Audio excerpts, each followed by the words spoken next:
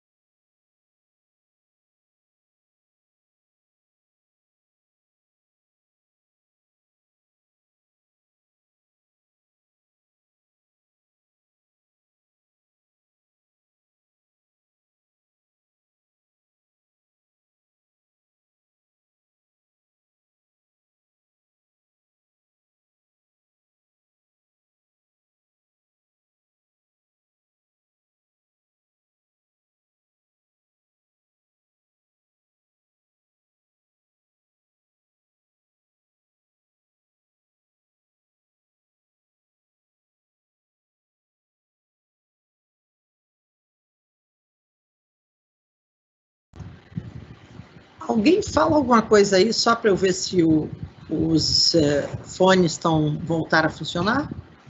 Oi, Marilene. Testando, Marilene. Não. O que eu ouço é do computador. Mas não estou querendo sair e entrar de novo, então deixa para lá.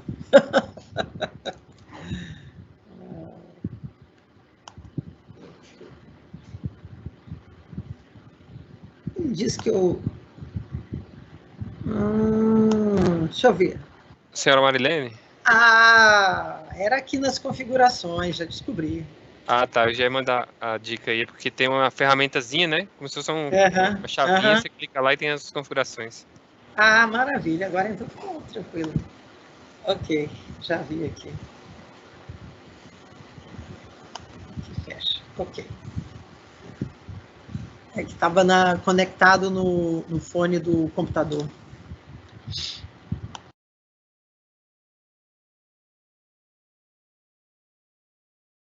Cada vez que a gente faz uma reunião dessa, a gente aprende alguma coisa.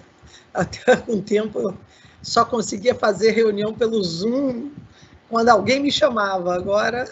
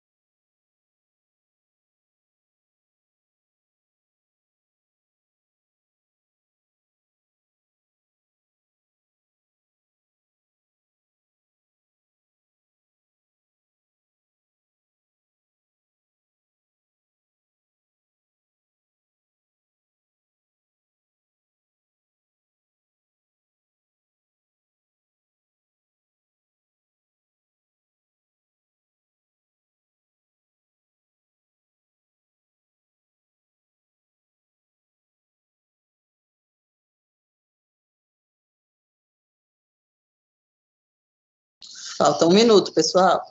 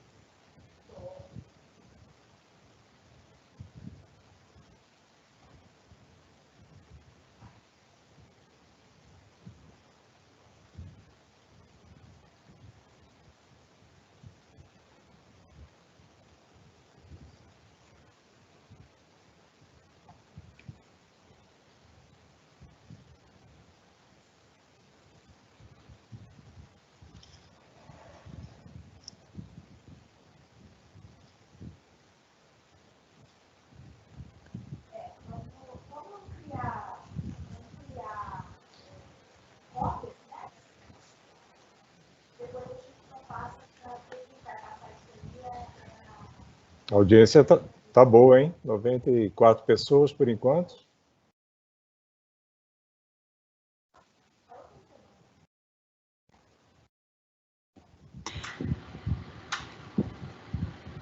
Eu vou ficar aparecendo aí como Jean Amorim, né?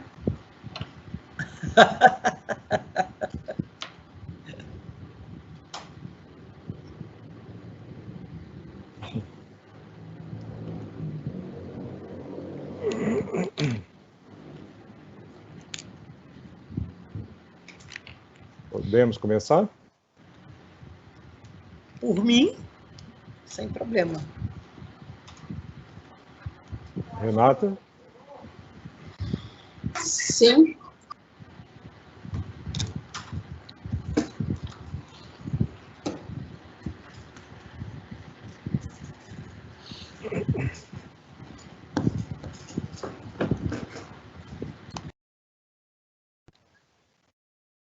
Boa tarde a todos. Este é o segundo webinar organizado pela ANA, por meio da Superintendência de Apoio ao Sistema Nacional de Gerenciamento de Recursos Hídricos, no qual vamos abordar a cobrança pelo uso de recursos hídricos. Eu me chamo Osvan Fernandes e sou coordenador substituto de instâncias colegiadas do SINCLER. Esse evento faz parte de nossa estratégia para estimular a maior participação da sociedade nas instâncias do Sistema Nacional de Gerenciamento de Recursos Hídricos.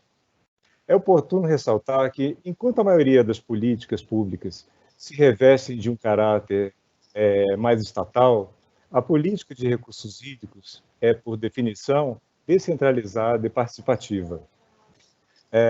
Nosso objetivo, então, é mobilizar as pessoas para participarem da política de recursos hídricos e serem capacitadas para o exercício efetivo de representação nas instâncias da política de recursos hídricos,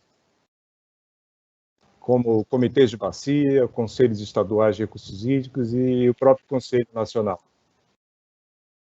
Portanto, nesse webinar, teremos como convidados pessoas com bastante conhecimento da política de recursos hídricos e, em especial, no instrumento cobrança pelo uso de recursos hídricos. São eles a Marilene Ramos e o Jordano Carvalho.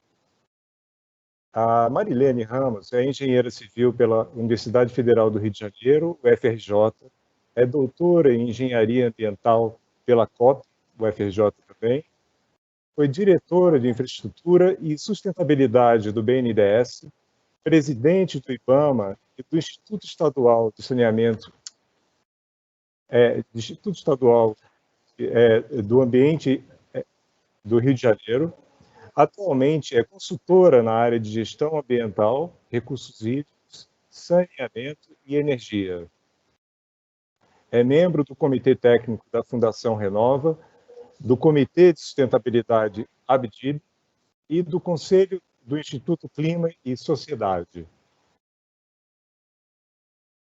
Por outro lado, Jordano Carvalho é especialista em recursos hídricos da Agência Nacional de Águas, que atua como coordenador de sustentabilidade financeira e cobrança, mestre em tecnologia ambiental e recursos hídricos pela UNB.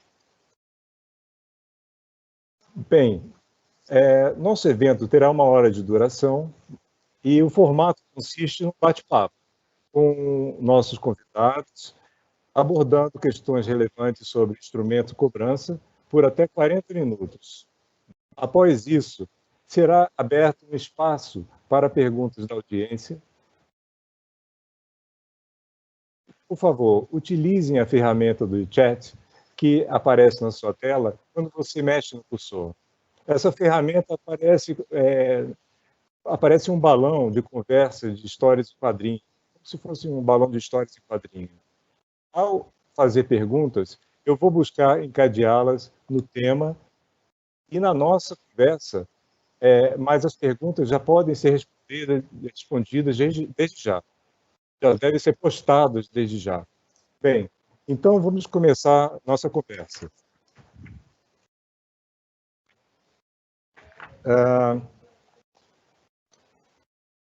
Jordano, que é o nosso primeiro participante. Explica para quem está nos assistindo o que é a cobrança pelo uso de recursos hídricos.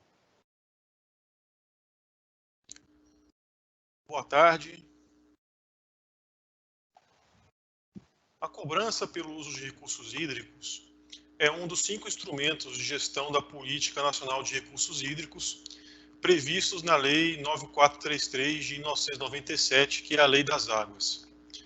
Os objetivos da cobrança são o reconhecimento do valor da água, incentivar o uso racional dos recursos hídricos e obter recursos financeiros para o financiamento dos programas de intervenções dos planos de recursos hídricos. Mas muita gente nos pergunta, né? Que cobrança é essa? A gente já não paga desde sempre na nossa conta d'água todo mês? Muita gente, portanto, ainda confunde, mas são coisas distintas, né? A cobrança pelo uso da água, ela incide sobre os usuários diretos das águas dos mananciais, sejam irrigantes, sejam indústrias, sejam as próprias companhias de saneamento. Ou seja, a cobrança não é considerada nem um imposto, nem tarifa, é um instrumento de gestão das águas, que incide, portanto, é um pagamento que incide, portanto, sobre os usuários em geral que utilizam as águas diretamente dos mananciais. Essa conta d'água que a gente paga todo mês é a conta que a gente paga para remunerar os serviços prestados pelo tratamento e distribuição de água pelas companhias de água às nossas residências. Então, são coisas bem distintas. Qual o sentido, então, da cobrança pelo uso da água? A base está em que os custos sociais causados pelos usos da água, em todas as suas vertentes, precisariam ser internalizados pelos usuários. E que, na medida em que você paga pelo uso da água um determinado valor, a tendência é que você busque adotar práticas mais racionais de uso, práticas poupadoras e etc. Agora, a cobrança, ela não vai, por si só, levar à sustentabilidade dos usos. Ou seja, não podemos imaginar que esse instrumento sozinho ele vai ser suficiente para que todas as medidas de uso racional sejam adotadas pelos usuários. Não é assim. Ela vem trazer a cobrança, esse instrumento vem trazer um reforço, atuando em conjunto com os demais instrumentos de gestão e políticas públicas relacionados à água, principalmente os planos de recursos hídricos, a própria outorga, a fiscalização, as demais normas de regulação de usos, tudo isso junto com a cobrança, vem no sentido de trazer um incentivo a mais para que os usuários da água, ao longo do tempo, possam realizar investimentos, seja em controle dos seus usos, um controle mais consciente, mais racional, seja em tecnologias, seja na diminuição do aporte de poluentes aos mananciais, aos rios e lagos. Agora, o que eu disse até agora diz respeito ao efeito da cobrança, diríamos assim, econômico, ou seja, no sentido de contribuir para que a água dos mananciais seja poupada, ou seja, um incentivo ao uso racional dos recursos hídricos, mas há que se mencionar também o outro efeito da cobrança, que é a geração de recursos financeiros para a gestão de recursos hídricos. Se, por um lado, em boa parte dos casos, é muito importante que o sistema de gestão tenha uma fonte endógena de recursos, ou seja, uma fonte do próprio sistema, que seria a própria cobrança pelo uso da água, para que não se dependa dos caixas dos governos, né, tanto federal como estaduais, que, em geral, vão priorizar os gastos para outras áreas. Por outro lado, é justo que os setores usuários possam contribuir, em parte, pelo menos, com os custos do sistema de gestão, que os beneficia diretamente, na medida em que o sistema de gestão visa garantir o acesso à água, aos diversos usos, aos usos múltiplos, tanto atualmente quanto no futuro. Então é justo, realmente é justo que, repetindo, portanto, se por um lado é interessante que o sistema de gestão das águas tenha uma fonte própria de recursos, ainda que não consiga suprir com todas as necessidades, mas é uma fonte perene, não dependente das oscilações próprias das demais fontes, como também é importante também que os usuários possam, ao menos, contribuir em parte com os custos desse sistema de gestão, né, para que o sistema possa funcionar e para que haja recursos para a recuperação das nossas bacias hidrográficas. De uma forma geral, a cobrança é calculada em função dos volumes captados e também da carga de matéria orgânica lançada nos rios. Os volumes captados, dependendo da metodologia de cobrança, podem ser segundo o documento da outorga, segundo os volumes efetivamente medidos, mensurados pelos usuários, ou ambos.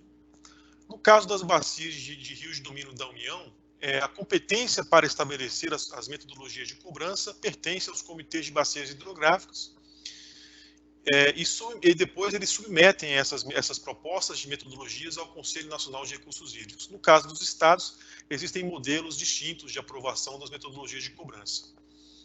A experiência pioneira do Brasil na cobrança pelo uso da água foi o estado do Ceará, que adota um modelo híbrido, tanto de cobrança pelo uso da água, como também de tarifa de recuperação de custos de operação e manutenção de infraestrutura hídrica no estado. Isso começou em 96. A nível federal, a experiência pioneira foi o Paraíba do Sul, em 2003, sendo que atualmente existem 6 bacias compartilhadas, União Estados, PCJ, São Francisco Doce, Paranaíba e Verde Grande, além do Paraíba do Sul, ou seja, são 6. Em relação às cobranças dessas bacias, quem faz a arrecadação é a ANA, e a nível estadual, onde existem 6 estados que fazem a cobrança, quem faz a arrecadação são os próprios órgãos gestores estaduais de recursos hídricos. Como já mencionado, os recursos arrecadados pela ANA e pelos estados são gastos na própria bacia que foram gerados em ações previstas nos planos de recursos hídricos, como, por exemplo, projetos e obras de tratamento de esgotos, controle de perdas, projeto e execução de intervenções de recuperação e proteção de mananciais, projetos do tipo produtor de água e etc. No caso da ANA, a totalidade dos recursos arrecadados é destinada às bacias hidrográficas de origem. Os recursos são desembolsados de forma descentralizada na própria bacia, sendo que as entidades responsáveis por isso são as chamadas entidades delegatárias de funções de agência. E o último aspecto que eu queria pontuar nessa introdução é que é a notoriedade dos baixos valores de cobrança atualmente praticados no Brasil. Há margem considerável para a prática dos valores maiores de cobrança, e este ainda é o principal problema relativo a este instrumento de gestão.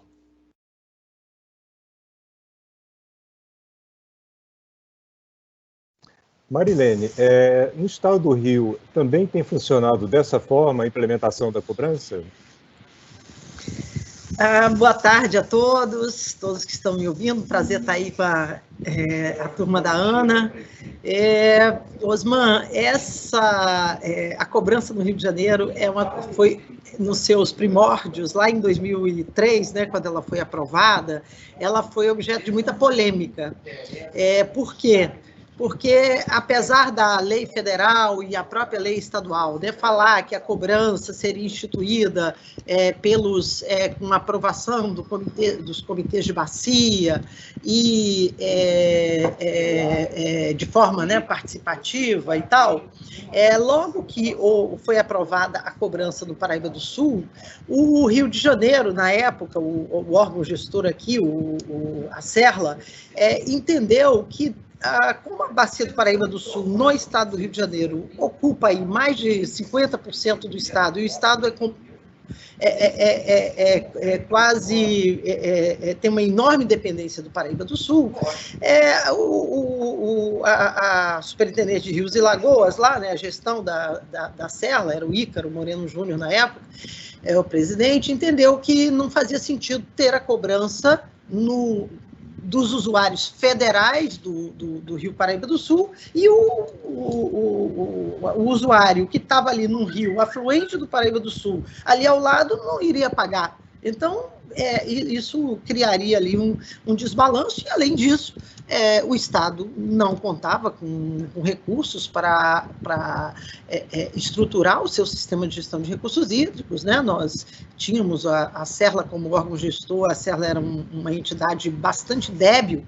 Eu tive a oportunidade de ser presidente da Serla, depois fui diretora, depois presidente da Serla, e eu brincava que a Serla, o engenheiro mais jovem que eu tinha, que lá tinha 40 anos de formado, nunca tinha tido concurso, né? Uma estrutura que não tinha a menor condição de dar conta do desafio que era implementar o sistema de gestão de recursos hídricos no Estado. Então, partiu-se para fazer uma lei de cobrança aqui no Estado, né, dizendo como é que deveria ser a cobrança, dando todas as diretrizes, mantendo os comitês como as entidades que responsáveis por definir o valor da cobrança, a gestão participativa, tudo isso, porém, foi colocado como nas disposições temporárias que, enquanto não houvesse comitês estruturados, não houvesse os planos de bacia,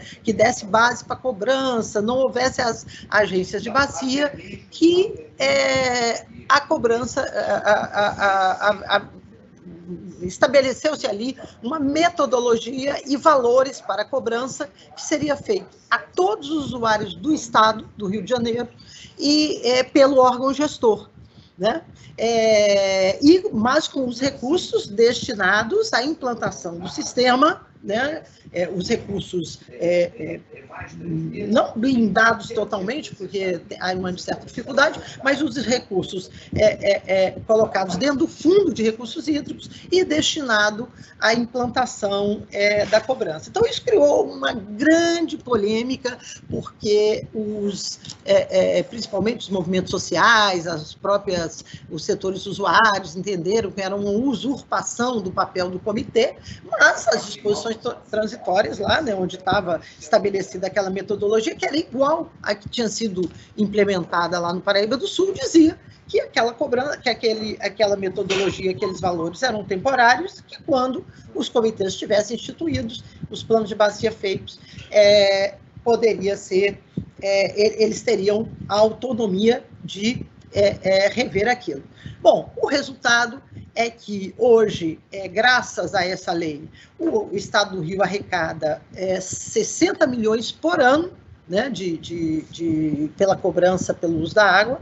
Esses recursos são, fica 10% com o órgão gestor, que é o INEA, que sucedeu a Serla, né, o INEA foi criado em 2009, 10% desse valor vai para o custeio do INEA, e todo esse recurso, dentro do Fundo de Recursos Hídricos, tem sido aplicado nas bacias conforme o que é decidido pelos próprios comitês de bacia. O Estado do Rio conta com comitês de bacia em todas as suas regiões hidrográficas, conta com agências de bacia, entidades delegatárias, né, das funções de agência de bacia, em todos esses comitês. Então, tem planos de recursos hídricos, tem a aplicação desses recursos, e, então, aquilo que no início foi considerado um atropelo, né, ao sistema de gestão participativo, como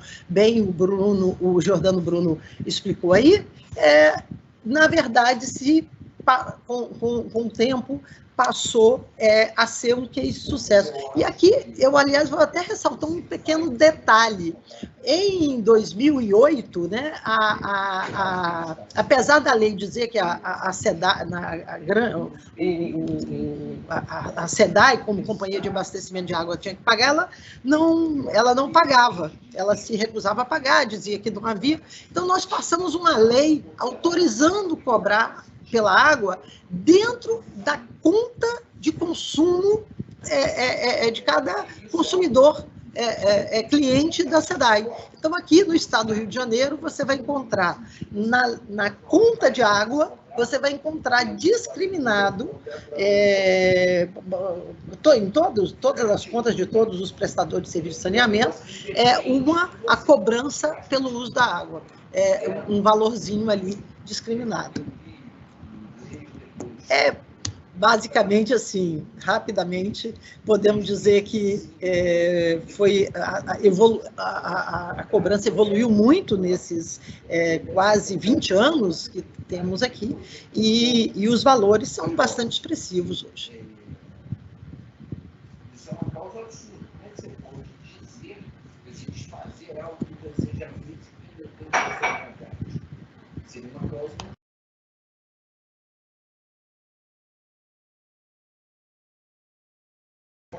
Osman, você está com o microfone desligado.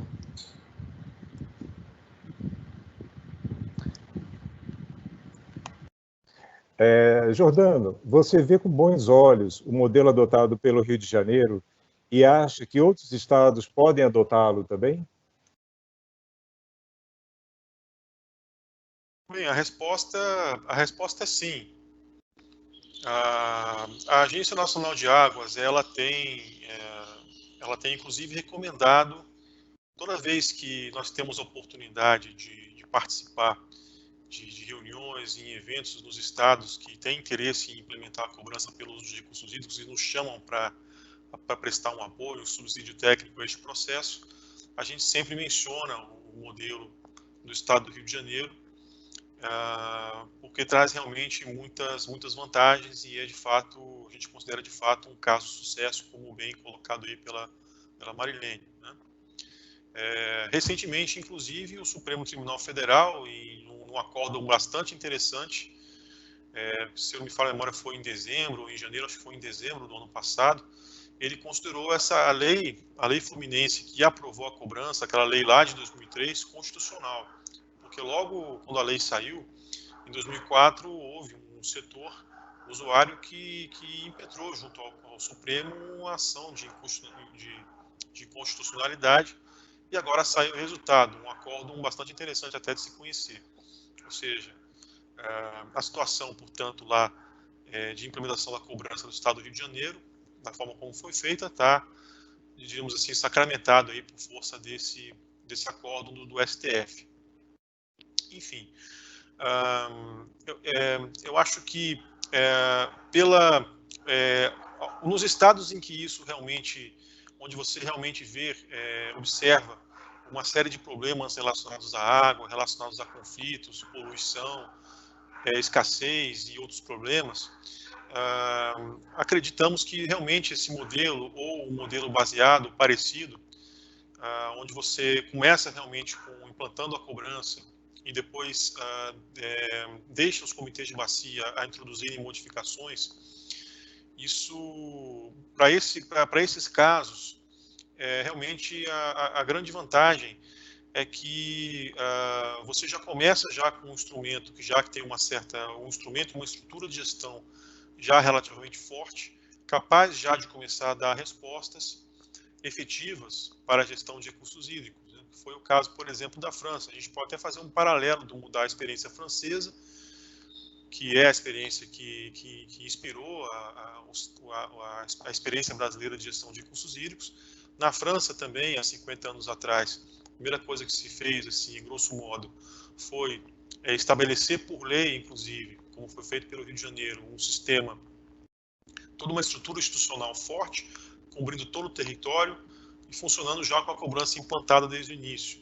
Então você já começa possibilitando a execução de um planejamento e fortalecendo a própria participação social, na medida em que os comitês já começam a funcionar efetivamente, participando e influenciando nos rumos da gestão das águas nas bacias, né?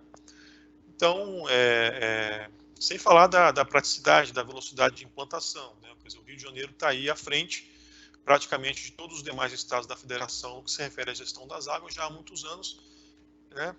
Principalmente graças a essa medida. Tá? E, diga-se de passagem, os comitês é algo que não cerceia, né, as competências dos comitês de bacia hidrográfica. Na verdade, é o que possibilita que os comitês, desde o início, possam ter uma atuação efetiva, como eu já falei, né? Os comitês de bacia hidrográfica, conforme já pontuado pela Marilene, podem, a qualquer momento, propor ao Conselho Estadual de Recursos Hídricos modificações na metodologia, né? E o que acabou acontecendo, no caso dos comitês fluminenses, acabou acontecendo, aliás, alguns anos depois, né? Depois da lei de 2003, passou aí algum tempo, talvez mais de 10 anos, até que o primeiro comitê viesse a propor ao Conselho Estadual de Recursos Hídricos a primeira modificação da metodologia criada por lei, né? Então não há nenhum cerceamento das competências dos comitês. Então realmente há muitas vantagens nesse modelo.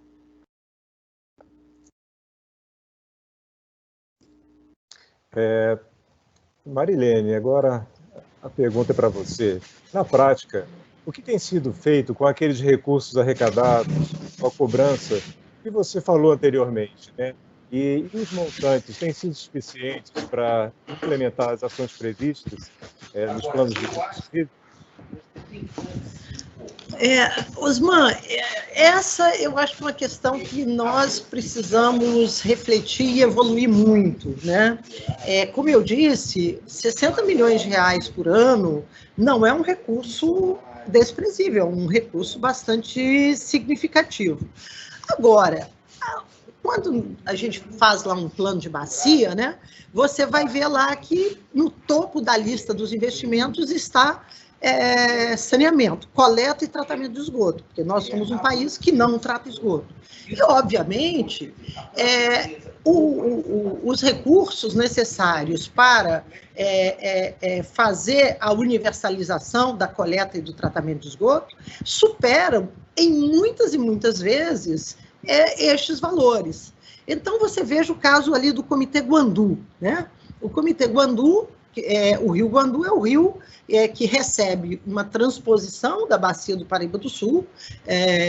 Basicamente, as águas do Guandu são águas do Paraíba do Sul, e que abastece a região metropolitana do Rio de Janeiro, e nós vimos aqui o drama que se viveu agora no último verão, aqui no Rio de Janeiro, com aquela lagoa, que eu chamo de a Lagoa da Podridão, que fica ali junto à tomada d'água, e aquela lagoa existe ali por quê? Porque nós temos ali os 3 municípios, né, drenados por 3 rios, que é o Rio Poços, Ipiranga e Queimados, que drena parte ali do município de Nova Iguaçu, de Japeri e Queimados, onde não existe nada de tratamento de esgoto.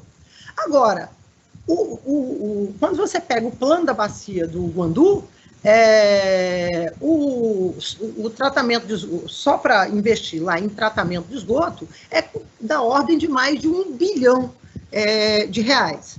Então, eu diria que assim, as ações, né, que podem ter um efeito mais imediato, né, que é coletar e tratar esgoto, os recursos da cobrança são muito, muito pequenos.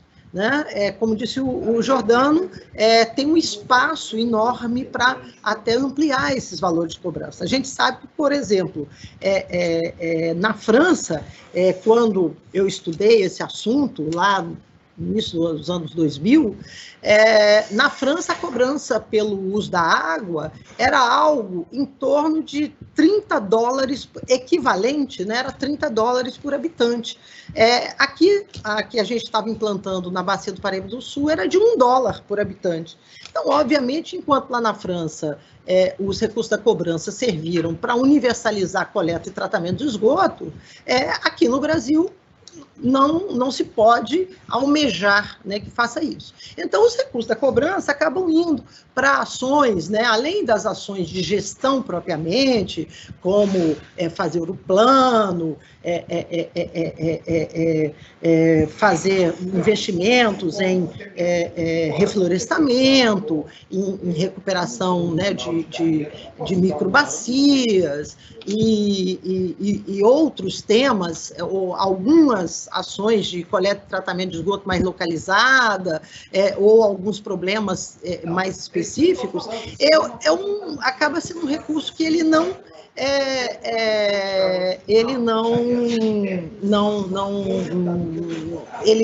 é representativo diante da enorme demanda que as nossas bacias têm. Agora, eu estou me referindo, principalmente, né, nós estamos falando aqui do sul, sudeste e regiões metropolitanas, onde esses problemas são mais...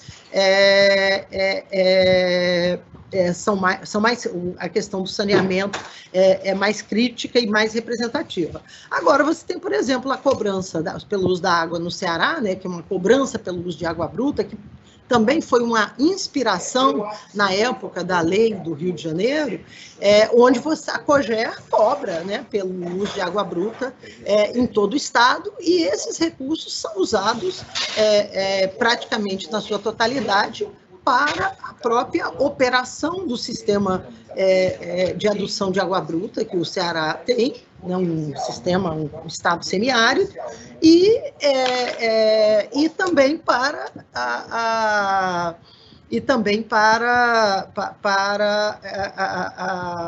enfim, e para a gestão e para a própria manutenção da própria COGER. O modelo do Ceará é um modelo muito interessante para os estados do semiárido, né? Mas eu diria assim, nós precisamos pensar um pouco melhor, né? No caso, ver melhor como que o sistema, como a cobrança pelo uso da água pode ajudar a alavancar mais investimentos no setor de saneamento, na coleta e tratamento de esgoto, que é a questão mais crítica eu diria, se você pegar aí 100% dos planos de bacia no Brasil, tirando-os lá na Amazônia, né, você vai olhar que no topo está a questão do saneamento. Então, nesse aspecto, eu acho que nós estamos falhando muito, né? Ampliamos a cobrança, mas, tiramos recursos do setor de saneamento, né? Porque o principal pagador do uso da água é o setor de saneamento, mas, ao mesmo tempo, não estamos conseguindo ajudar a alavancar ali os investimentos. Então, acho que precisamos pensar melhor como fazer isso. Jordano, e quando o comitê for discutir a cobrança, o que ele deve observar? Há publicações que eles possam consultar sobre esse tema?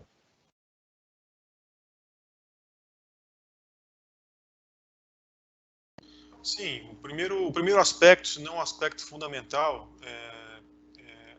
que nós consideramos hoje em dia, é o estabelecimento de uma vinculação bastante estreita, bastante íntima entre o plano de recursos hídricos e a cobrança. Então, nós consideramos que nos planos de recursos hídricos tem que estar bem, principalmente os planos de bacia, tem que estar bem claro, né, quais são os objetivos a serem atingidos com a cobrança, ou seja, quais são os objetivos de uso racional, quais são as ações, né, que serão custeadas com os recursos a serem arrecadados ao longo dos próximos anos, né, ao longo de um primeiro ciclo de implantação do plano, e assim por diante, né. Toda vez que um plano for elaborado, ou uma atualização de um plano for elaborada, nós consideramos atualmente que é fundamental que esteja muito claro aquilo que o Comitê de Bacia deseja com a cobrança, né? Quais são as ações, quais são os projetos que serão custeados, né, ao longo do tempo. Isso tem que estar realmente muito claro. Quais são os objetivos, quais são as metas. É isso que vai possibilitar, inclusive, uma avaliação da política, né, naquela bacia, do sistema, né? Ou seja, quando você tem objetivos, metas muito claros. Quando você tem isso, né, aliás, tanto a nível temporal, como eu já disse, mas também a nível espacial. Quer dizer, quais são os locais da bacia que se considera prioritário, né, do seu ponto de vista da gestão dos recursos hídricos, que você realmente prioriza os investimentos. Que os recursos a serem arrecadados, talvez nunca serão suficientes para poder dar conta de todo o passivo, né, pelo menos no curto e médio prazo. Então você tem que priorizar. Então quais são, no tempo e no espaço, né, quais são as prioridades? Onde é que os recursos arrecadados vão estar trazendo a maior contribuição para que a bacia melhore, para que as águas da bacia melhorem, né? Então esse é o primeiro ponto, tá? Que é o aspecto fundamental, que esse vínculo praticamente ainda não existe, está sendo construído aos poucos, existem bacias que têm avançado, estão construindo isso aos poucos, tá? Mas ele ainda efetivamente não existe, então precisamos começar a adotar essa sistemática, essa é a nossa visão, tá? E aí, bom, como eu disse, quando você tem objetivos e metas claras no espaço e no tempo, você consegue avaliar, fica mais fácil avaliar. Você vai avaliar o instrumento da cobrança? Não, eu diria que não. Eu acho que a avaliação tem que ser feita da política de gestão de recursos da bacia. Como eu falei, a cobrança é um instrumento que vem compor com os demais, né? Então, não se faz uma avaliação da cobrança em si, se faz uma avaliação de todo o sistema, né? A cobrança é como se ela fosse fazer uma analogia, uma corrente sanguínea desse organismo que é o sistema de gestão da bacia, tá? Então, quer dizer, se o plano estiver bem feito, estiver com metas e objetivos claros para a cobrança, então a cobrança vai funcionar melhor. Se eu tenho um bom sistema de outorga, um bom sistema de cadastro, a cobrança vai funcionar melhor também. Se eu tenho um sistema de fiscalização razoável, inteligente, a cobrança vai funcionar melhor, tá? Então, o que eu diria que o que tem que ser avaliado é a gestão das águas na bacia como um todo, os instrumentos como um todo funcionando em seu conjunto, né? Como é que eles estão fazendo com que as metas de gestão das águas da bacia estão sendo cumpridas, tá? E aí, bom, esse é o primeiro aspecto. Então, portanto, respondendo, né, mais uma vez, reiterando, repetindo, né, o que o Comitê de Bacia tem que levar em consideração? Em primeiro lugar, isso. Então, o que se quer realmente? Quais são os objetivos, né, que se quer com a cobrança e que isso esteja refletido no plano da bacia, tá? Então, que a gente saiba aquilo que a gente quer fazer com o instrumento com muita clareza daqui a 5 anos, depois dos próximos 5, ou 6, ou 4, enfim. Tem que ser estabelecido ciclos de gestão. Assim, mais ou menos como é feito na França, né? Quer dizer, mais uma vez, o modelo que inspirou o Brasil funciona assim mais ou menos há 50 anos, e esse aspecto que muita gente considera como um dos aspectos mais fundamentais do seu ponto de vista organizativo, do seu ponto de vista de dar uma racionalidade ao processo de gestão das águas, esse aspecto não foi copiado, não foi levado em consideração no Brasil. Quer dizer, no Brasil, mais ou menos assim, vamos cobrar e depois a gente vê o que a gente faz. Não, a gente tem que inverter essa lógica, tá? Bom, e aí atualmente existem algumas publicações muito recentes que a gente recomenda que todos que porventura vão trabalhar com o tema da cobrança possam ler.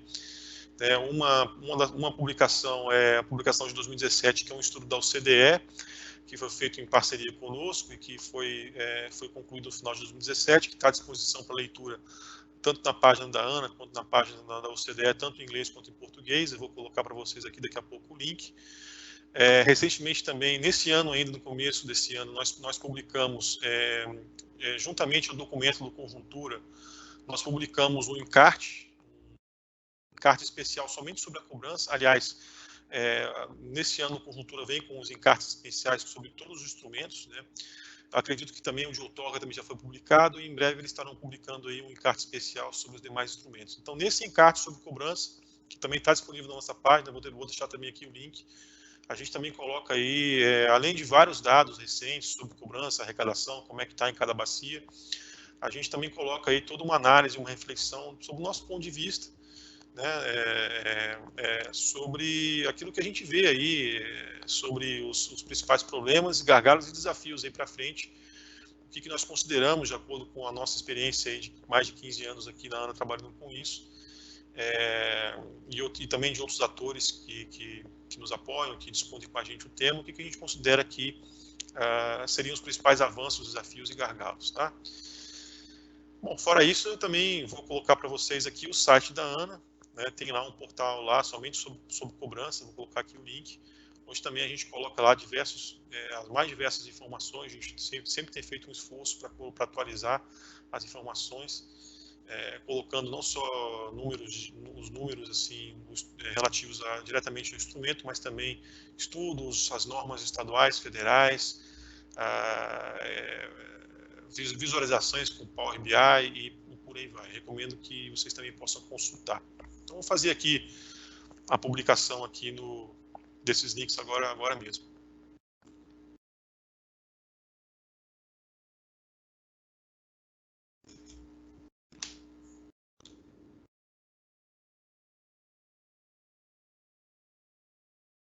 Osman, seu microfone está desligado novamente.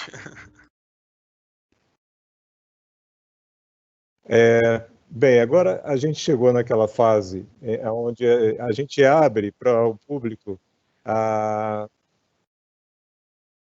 as perguntas que foram enviadas. São dezenas de perguntas, e aí eu vou selecionar, eu e a equipe de apoio selecionou algumas perguntas, e eu vou escolher algumas para perguntá-las ao Jordano e a Marilene. Tá bom?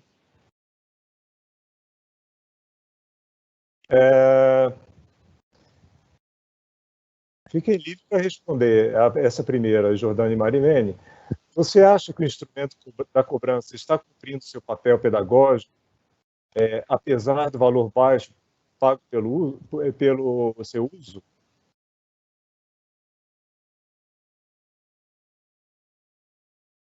Bem, quer que eu comece?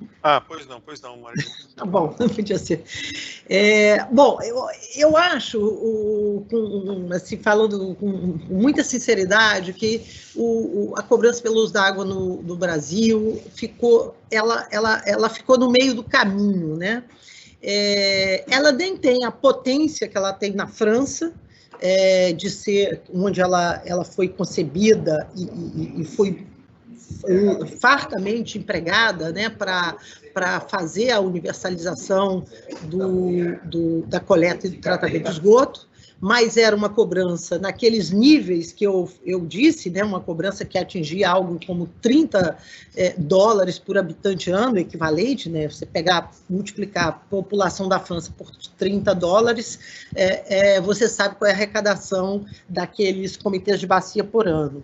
E aqui no Brasil, eu acabei de fazer aqui a conta, assim, por curiosidade, resolvi revisitar os números aqui do Rio de Janeiro. O Rio de Janeiro arrecada algo como 60 milhões de reais. Se você, tirando o dólar aí a 5, né, e tal, que nós estamos agora, o dólar a 4, você vai ver que nós estamos arrecadando algo em torno de 16 milhões, num estado que tem 16 milhões de habitantes. Então, nós continuamos arrecadando $1 por ano. E $1 por ano não dá para fazer uma revolução. Então, tanto no sentido do que fazer com o dinheiro, né, o recurso é pouco, quanto para dar um sinal econômico para o usuário de que ele não pode desperdiçar água, que ele tem que buscar usos, fazer um uso menos consultivo e tal. Agora, nós, quando implantamos a cobrança no Paraíba do Sul, por exemplo, a CSN era o maior usuário de água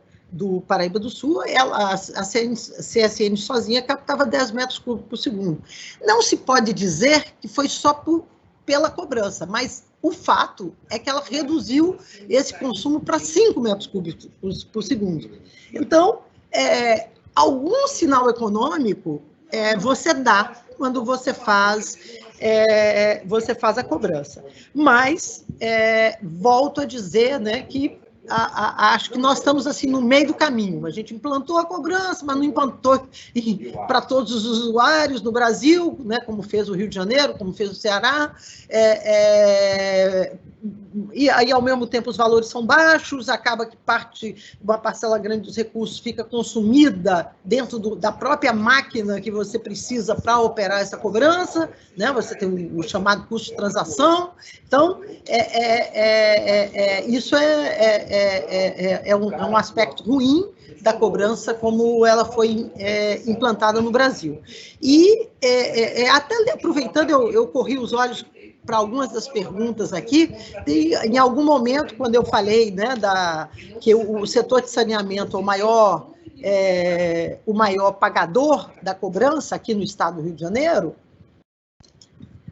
e de resto é assim no Brasil, e alguém faz ali uma pergunta, mas isso, na verdade, não é justo, porque o setor industrial e agrícola usa muito mais água. Isso não é uma realidade no estado do Rio de Janeiro. O maior usuário de água no estado do Rio de Janeiro é o setor, o abastecimento público, né? O setor industrial é o segundo maior usuário, e aqui o setor agrícola, ele não tem a dimensão que ele tem em outros estados do Brasil. Agora, aí também tem uma questão histórica, né? Na própria França foi assim, a cobrança pelo uso da água para o setor agrícola sempre ficou para trás, ela sempre foi uma cobrança quase simbólica, né?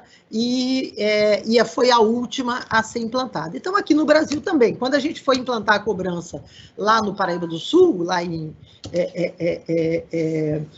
ali no início dos anos 2000, o setor agrícola foi o setor que mais reagiu à cobrança, e por isso o valor, né, a gente pode ver, quando vê lá a arrecadação que vem do setor de agricultura, é uma arrecadação meramente simbólica, não tem esse lado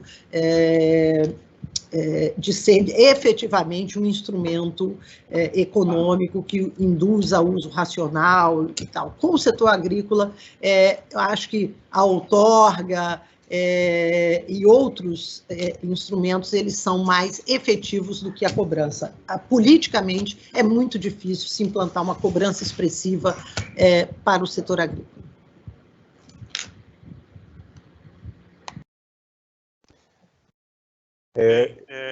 Da minha... tá. Bom, da minha parte, eu posso só fazer uma complementação? Dá tempo? Sim, claro. Pode ir, Jordano. Da minha parte, né, sobre esse aspecto, né, esse primeiro ponto a gente precisa primeiramente esclarecer, né, acerca desse conceito de pedagogia, né, ou seja, um conceito assim educacional, né, que então primeiramente, seja, como é que a gente relaciona, né, quer dizer, uma questão educacional com um instrumento de gestão das águas? Quer dizer, é uma pergunta que eu faço também, né, que para mim, pelo menos, não é fácil de responder, né? Então, ou seja, o que é claro a respeito da cobrança é que ela tem um objetivo de estimular o uso racional, né, pois as pessoas passam a pagar pelo uso da água, né? Se antes, havia um momento antes disso que a água era gratuita, você chegava lá no manancial, obtinha autorização ou não, né, do poder público para poder fazer o uso daquela água, e aí, de repente, na medida em que a água é gratuita, você tem uma relação com aquele bem, né? e na medida que depois a cobrança é implantada, você tem que começar a pagar pelo uso desse recurso, automaticamente existe uma modificação nessa relação.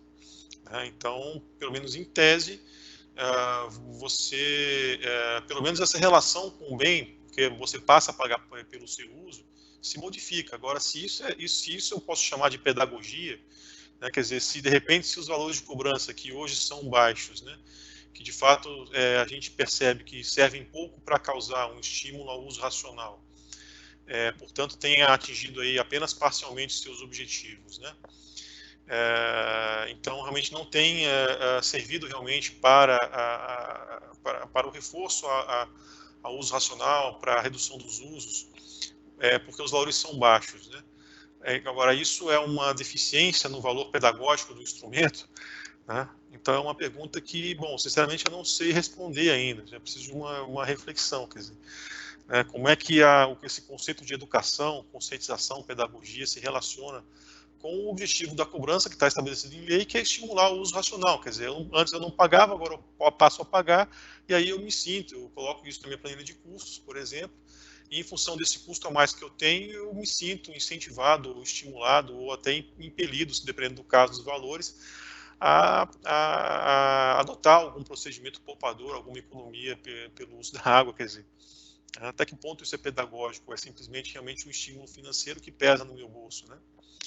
Não estou assim desmerecendo a cobrança e não estou desmerecendo essa discussão da pedagogia, né?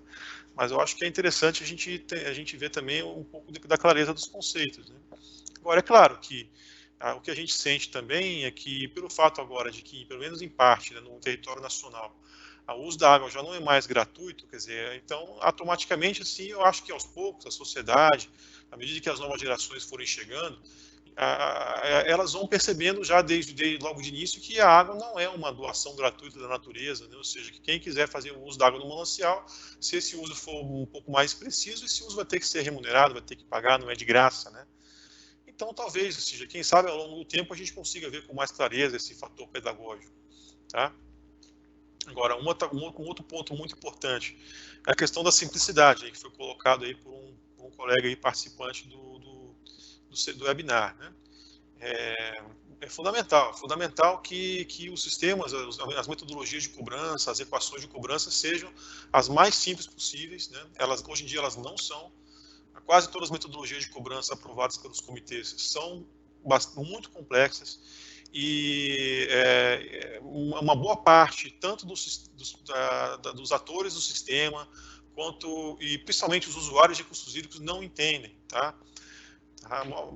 Alguns usuários que têm uma formação técnica acabam conseguindo entender, mas o pessoal lá, principalmente na zona rural, né, não entende, tá?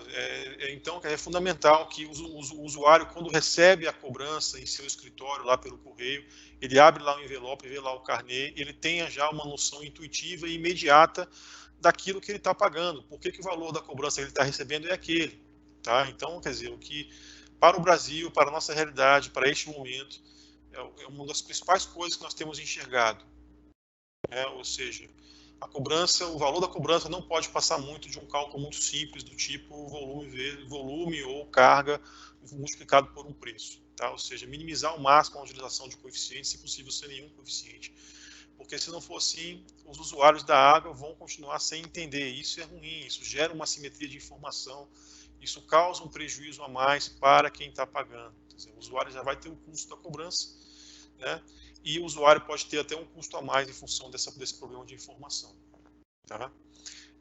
Então esse é um ponto fundamental, quer dizer, está relacionado aí com esse aspecto pedagógico. Se a pessoa não está entendendo o que ela está pagando, então esse elemento pedagógico é prejudicado. Então equações simples é o fundamental.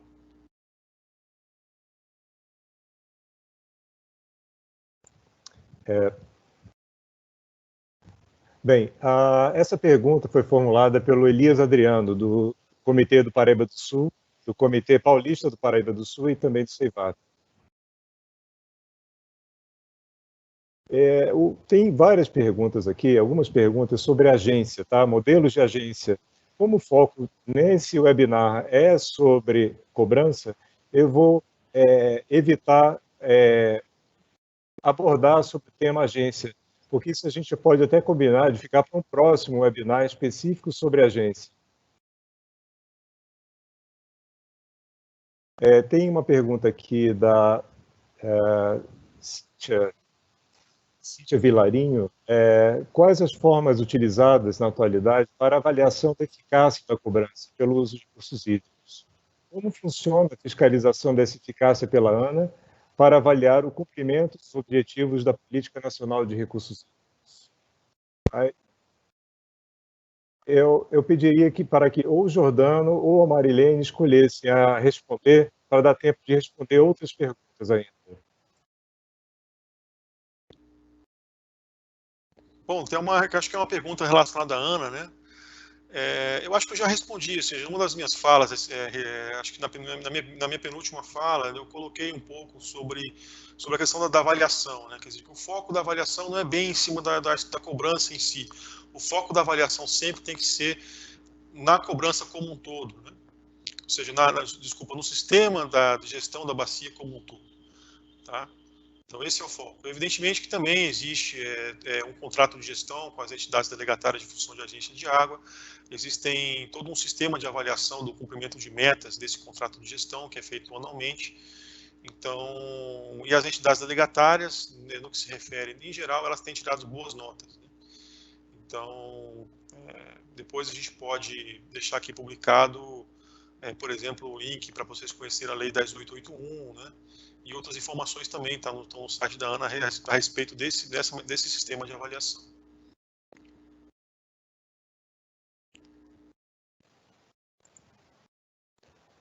Bem, nós temos uma outra pergunta aqui. Boa tarde. Hidrelétricas precisam pagar pelo uso da água, mesmo sendo uso não consultivo? Oi, deixa eu responder essa, né? É até interessante também, porque quando teve a cobrança aqui no Rio, né, que foi por lei, eu relatei, né, gerou até uma ação direta de inconstitucionalidade, as pessoas se esqueceram naquela época que as hidrelétricas já pagavam pelo uso da água, que quando foi criada a Agência Nacional de Águas, foi implantada uma cobrança, também por lei, estabelecendo aquele 0,075%, né, do valor da energia gerada, a contribuição financeira pelo uso de recursos hídricos, que é uma cobrança pelo uso da água das hidrelétricas. Então, essa cobrança não foi em cima desse valor. E esse valor hoje é um valor destinado à ANA. Eu atualmente não tenho acompanhado, não sei como é que, acho que vocês podiam complementar aí, como é que anda o contingenciamento desse recurso, mas durante muito tempo ele não foi contingenciado. Aproveitando, só que essa deve ser a minha última fala, né? Só faltam 5 minutos para terminar, o Fred, professor da UERJ, fez alguns comentários aqui, né? Ele lembrou que no caso aqui do Rio de Janeiro, essa parte da cobrança pelo uso da água do setor elétrico, aqui, na época, quando se aprovou a lei da cobrança, esse recurso foi destinado ao Fundo de Recursos Hídricos, ou seja, ao invés de ser um recurso que ficou, né, para o Estado, ele foi para o Fundo de Recursos Hídricos. E, com isso, ele voltou para os comitês de bacia, para aplicação nas bacias.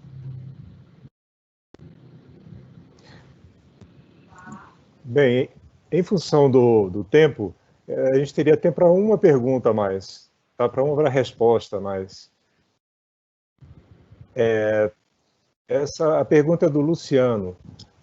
Quanto à cobrança, ela será gerada no fato gerador ou no momento da venda relativa ao uso?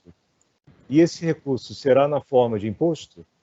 O retorno para investimento nas bacias hidrográficas será distribuída para bacias ou para as esferas de competência estadual ou fica com competência da esfera federal?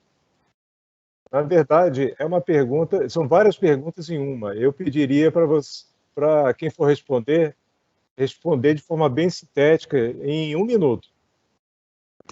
Bom, responder. Bom, vocês sabem que no Brasil existe o famigerado duplo domínio das águas, né? Então, existem as águas de domínio da União, né? Que, assim, grosso modo, né, são águas superficiais, os casos são os grandes rios, grosso modo, né?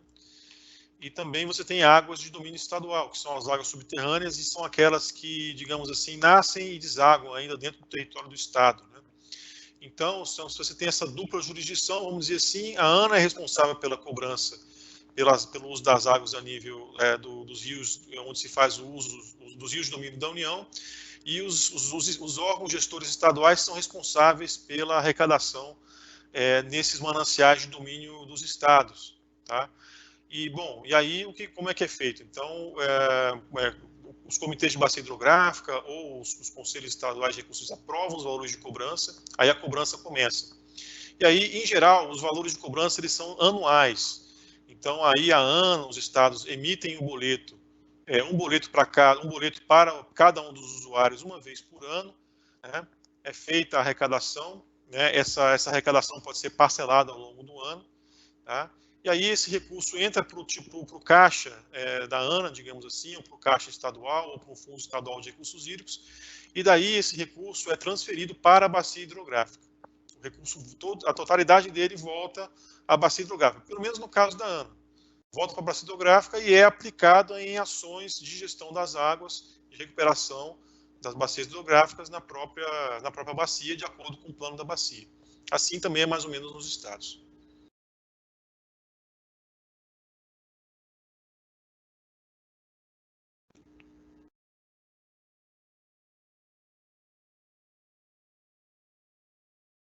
Osman, seu microfone.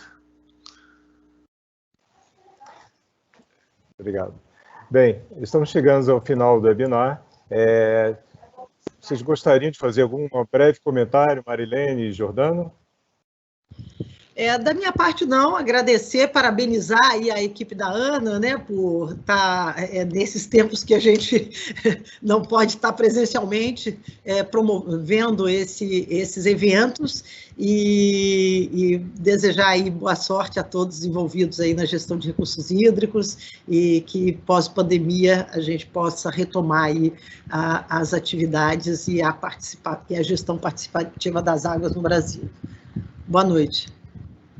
Bem, eu também gostaria de agradecer a presença da Marilene, por ter dado essa honra para nós, e a gente daqui da ANA fica à disposição da sociedade para tirar dúvidas, para discutir, para poder debater o tema. Muito obrigado a todos, boa noite. Bem, os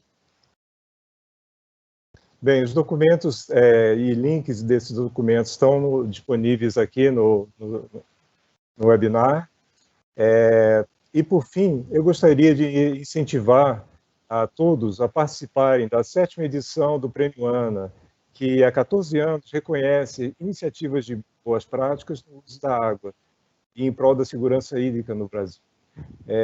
Destaco que esta será a primeira edição com uma categoria exclusiva para os entes do SINC.